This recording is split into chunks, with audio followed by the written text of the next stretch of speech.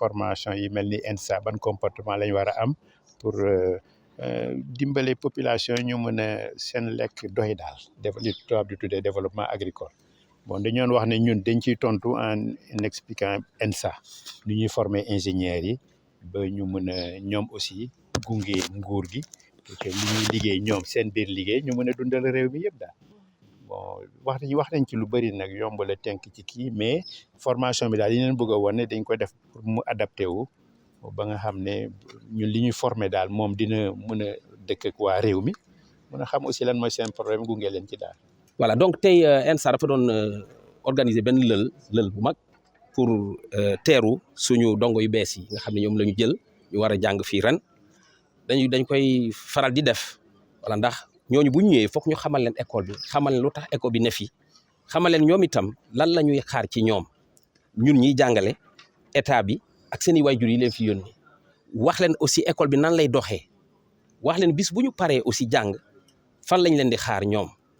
loolu lu mel noonu lañu leen di rappeler bu ñu paree aussi wax dëgg yàlla ñu sant gërëm ñëpp ñi fi doon liggéey parce que bu dul ñoom buñ ci jàppul lii ñu am duñu ko am aussi gën leen mobiliser nag gën leen encourager pour ñu takkuwaat dëgër ren at bi nga xam ne moom la ñuy sumb vraiment at bi ñu doxal ko ci jàmm et puis mu jeex ci jàmm et puis ñu lépp loo xam ne mébét yi ñu am ñu mën ko jot. Je fais partie de la promotion initiale qui ont été formés ici au début de l'INDR. J'ai eu la chance d'avoir été professeur ici pendant près de 39 ans. On a été ici pendant une quarantaine d'années à peu près. On a essayé de former toutes les générations avec tout ce que je dis, toute l'élégance. Parce que former un ingénieur, c'est pas seulement lui donner des connaissances pratiques et théoriques. Si vous avez vu là, nos jeunes ont une belle tenue, non? Et ils font pas beaucoup de bruit. Vous avez remarqué quand ils nous saluent, c'est avec révérence. Donc nous, ce n'est pas seulement donner des connaissances, on va donner un savoir-être qui va faire que demain, quand on va être chef, on sentira un chef. Au Sénégal, pour résumer, il n'y a pas toujours une relation entre la production agricole et nourrir la population. Est-ce que vous me suivez? On a une agriculture avec une logique parfois un peu de business. Produire quelque chose qu'on vend bien, on a des revenus. Alors que l'exploitation agricole, au départ, c'était une terre, des gens qui ont des moyens et la main-d'œuvre et qui essaient d'abord de nourrir l'exploitation familiale, avant de générer un excédent qui va leur permettre d'avoir de l'excédent financier. On est d'accord. Donc c'est pour ça que j'ai terminé ma conclusion en disant qu'au Sénégal, on a une question de reprendre l'organisation de l'agriculture. On sait produire, mais on ne sait pas toujours faire la relation entre la production et les besoins alimentaires. Regardez, en oignon, on est en excédent, alors qu'en céréales, on est en déficit. En niébé, on n'en a pas assez, d'accord. Et si je aborde cette question, je peux l'aborder aussi de façon cyclique. Souvent, c'est saisonnier, je veux dire. Il y a des moments où on a de l'excédent, il y a des moments où on a un manque, alors qu'on aurait pu jouer là-dessus. Autre chose que je voulais dire aussi, c'est qu'il y a des éléments de l'agriculture qui peuvent être pris en charge par les producteurs. C'est des échelles qui demandent des moyens financiers, ça demande des schémas d'organisation. C'est là où l'État aussi, par les politiques, doit pouvoir accompagner par les infrastructures et par les dispositifs aussi de facilitation, voilà, de renforcement de compétences. On en a parlé ici, c'est extrêmement important. La particularité de l'ENSA, c'est que depuis le début, on nous a dit de former des ingénieurs. Bon, ce qu'on a globalement su bien faire. On nous a demandé aussi de recycler les gens. Notre collègue, la Massamba, a beaucoup parlé. Le recyclage porte souvent des échelles Bac+2 ou des gens même qui ont un niveau élémentaire à qui on apprend à créer une ferme, à la monter et à gérer les aspects techniques de la ferme. Bon, maintenant, par la suite, bon, évidemment, on a diversifié. Certains de nos produits sont devenus des docteurs. Moi qui vous parle, je suis un produit de l'ENSA, je peux le dire comme ça. Et j'ai fait un doctorat, je suis devenu professeur. On a d'autres collègues et on nous demande d'intervenir ailleurs. Mais le champ est énorme. L'ENSA ne peut pas l'assurer tout seul. Et je disais dans la conférence que la formation va du Bac+2, DUT, BTS et tout, jusqu'à Bac+5 ingénieur ou au-delà dans le doctorat. Donc, il y a de la place pour tout le monde et je pense que nous, on va rester dans la niche que nous savons faire. On sait former des ingénieurs, on sait recycler des agents techniques, on sait aider à monter des fermes, on sait jouer le rôle de conseiller qu'on attend de nous. Mais je veux dire, le champ est énorme, l'État ne pourra pas l'assurer tout seul. Nous, on n'a rien inventé, on était déjà actuel, on était déjà dedans. Le directeur reviendra là-dessus. C'est extrêmement important de savoir que ce qu'on a fait. Vous avez vu la mission que j'avais décrite au départ dans la formation.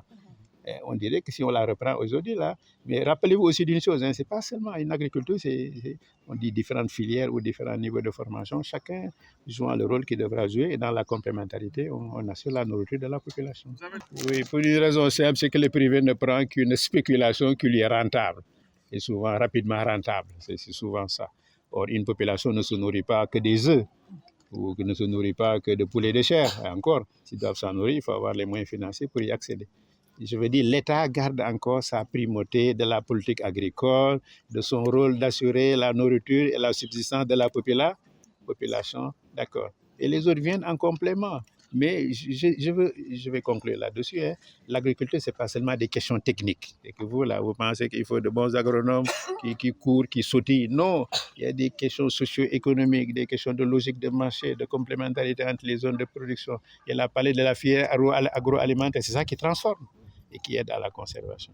Je vais le laisser là. C'est des techniciens comme moi. Hein. Difficile à dire. En tout cas, on s'est produit des légumes et en très grande quantité. Ça, le même effort qu'on a fait sur les légumes, là, mon ami, si on le faisait ça sur les autres productions, on y arriverait. Mais c'est là où je parlais de l'incitation à la production. Qu'est-ce qui va pousser les gens à produire de la même façon qu'on produit les légumes, qu'on produit le maïs, ou on produit le sorgho ou le sésame, vous suivez un peu. C'est cette incitation, cette impulsion-là. Ce n'est pas le privé qui va le faire, vous suivez un peu. C'est encore le rôle de l'État. Là. Nous avons tenu à travers notre conférence à rappeler aux agronomes c'est quoi d'abord leur métier. Et je pense que techniciens de haut niveau capables de répondre aux questions du développement. Les questions auxquelles vous m'avez posées tout à l'heure, là, ce sont les questions qui vont dans ce sens. Hein. J'ai abordé juste les questions techniques, ils verront dans leur format. D'accord, merci beaucoup. En tout cas, je voudrais remercier tous les acteurs qui sont autour de l'ENSA. Ibrahima Diédhiou, professeur Ibrahima Diédhiou, directeur de l'École nationale supérieure d'agriculture. Voilà. Je disais qu'aujourd'hui, donc, nous étions en train de sacrifier à la tradition des universités d'organiser un amphi de rentrée. Le sens que nous donnons à cette journée, c'est déjà d'accueillir la nouvelle promotion, mais aussi de nous préparer à démarrer une nouvelle année. Et dans de telles conditions, évidemment, la première chose, c'est déjà de rappeler la mission fondamentale qui nous a été confiée par l'État, de former des cadres supérieurs dans le domaine de l'agriculture qui vont devoir influencer et transformer le secteur agricole, en tout cas, dans l'avenir. Voilà, rappeler aussi les principes et les procédures de fonctionnement de l'École nationale supérieure d'agriculture, remercier l'ensemble des acteurs qui se sont investis l'année écoulée pour qu'on puisse avoir une année stable, mais également avoir une bonne performance, mais aussi remobiliser les troupes, si je peux le dire comme ça, les enseignants, le PATS, tout le monde, pour attaquer la nouvelle année et évidemment la réussir comme l'année précédente. Oui, donc je disais que les objectifs, c'est ça, c'est de rappeler un certain nombre, la mission, le fonctionnement, mais aussi de rappeler les enjeux, évidemment de la formation agricole, de ces jeunes qui entrent à l'ENSA, qu'est-ce qui les attend à la sortie, évidemment, de rappeler qu'ils vont jouer un rôle important dans le développement du pays, en particulier, ils devront répondre aux besoins des communautés, des populations, mais aussi de l'État dans le domaine de l'agriculture. Je crois que les besoins ont été balayés par la leçon inaugurale qui les a balayés rapidement. C'est des besoins d'ordre, quelquefois, pour lever des contraintes, hein, d'ordre technique, socio-économique, mais aussi, en particulier, répondre aux défis de la souveraineté alimentaire. Je crois que le professeur a abordé une question importante. Il parlait du décalage qu'il y avait entre produire et produire pour manger, ne pas trop importer. Voilà, ça demande que des filières qui tiennent effectivement l'alimentation de base des populations soient poussées, soient vraiment soutenues. Voilà, et soutenues par les exploitations agricoles familiales, dans la mesure où l'agriculture commerciale, comme il l'a dit, évidemment, elle n'a pas un grand lien avec le terroir. C'est un investissement qui est fait pour tirer profit. Et évidemment, quand l'agroécosystème ne peut plus répondre aux besoins, évidemment, celui-là, il laisse les terres et il s'en va. Et donc, des filières comme le mil, des filières comme aujourd'hui le niébé, des filières comme le fognon, sont des filières de souveraineté alimentaire. Voilà. C'est différent d'autres filières qui, en réalité, sont importantes sur le plan commercial, mais ne règlent pas la question de la souveraineté. Et je crois qu'il y a un ajustement à faire à ce niveau. Voilà. Et nous, dans la formation, ce sont des questions qu'il faut faire ressortir, voilà, au niveau de la formation. Oui, d'une manière générale, comme le professeur l'a souligné tout à l'heure, hein, il y avait quelques établissements qui s'occupent de la formation agricole, mais il est clair, le chantier est très, très, très vaste. Et aujourd'hui, l'État du Sénégal a pris la décision d'élargir la carte universelle dans le domaine de la formation agricole. C'est important parce qu'au fond, si nous voulons développer cette agriculture, il faut professionnaliser les acteurs. Et quand on prend la chaîne de valeur agricole, depuis évidemment la préparation de la terre jusqu'à l'assiette, si on prend cette chaîne de valeur-là, on se rend, les différents maillons, les besoins en compétences, en qualification sont énormes à tous les niveaux. Voilà, j'expliquais hier à quelqu'un qui m'a appelé de l'extérieur, je lui disais que, vous savez que quand vous produisez, par exemple, aujourd'hui du maïs qui doit être transformé en aliment volaille, il y a un certain nombre de normes qu'il faut respecter. Si vous ne rendez pas ça, l'industriel qui reçoit votre produit, évidemment, lui, ne pourra pas transformer votre maïs. Et donc, il nous faut des professionnels, mais des professionnels sont des acteurs qui sont bien formés, qui sont qualifiés, qui sont compétents, qui comprennent ces enjeux-là. Et je pense que c'est différent de quelqu'un qui, comme moi, vient du milieu paysan. Je suis un petit paysan, parce que mon père était paysan. Mais je me suis rendu compte, dès que j'ai été confronté à la formation agricole, que je pensais réellement être fort en agriculture, parce que j'étais dans les petits casiers rizicoles de Casamance. Mais quand j'ai appris l'agriculture, je me suis rendu compte que j'étais loin d'être un professionnel. Parce qu'un professionnel, il optimise. Et dans ces conditions-là, il économise les ressources. Il rentabilise. Oui, en réalité, quand je disais tout à l'heure qu'il faut ajuster justement les besoins par rapport, disons, ajuster les projets de formation par rapport aux besoins de l'État, c'est évidemment s'ajuster sur l'agenda 2050. La vision de l'agenda 2050 en matière agricole, c'est déjà de s'appuyer sur les pôles territoriaux et de s'orienter vers la souveraineté alimentaire. Voilà. Et sous cet angle-là, sous ce rapport-là, il faut diagnostiquer bien les contraintes auxquelles notre agriculture est confrontée, diagnostiquer les leviers possibles justement pour lever ces contraintes et relancer l'agriculture et axer tout ce qui est qualification, compétences sur ces questions-là, mais en visant les filières fondamentaux qui sont la base alimentaire des populations.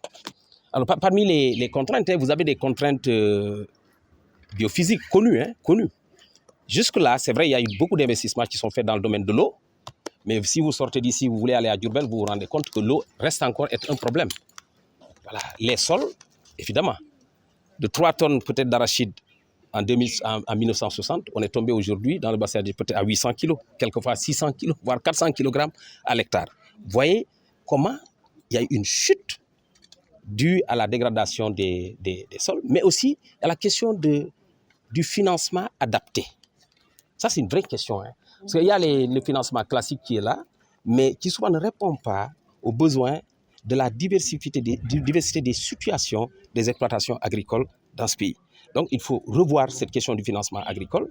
Mais l'autre levier aussi, évidemment, l'autre problème, c'est le machinisme agricole, sur lequel on a quand même du retard, il faut le reconnaître.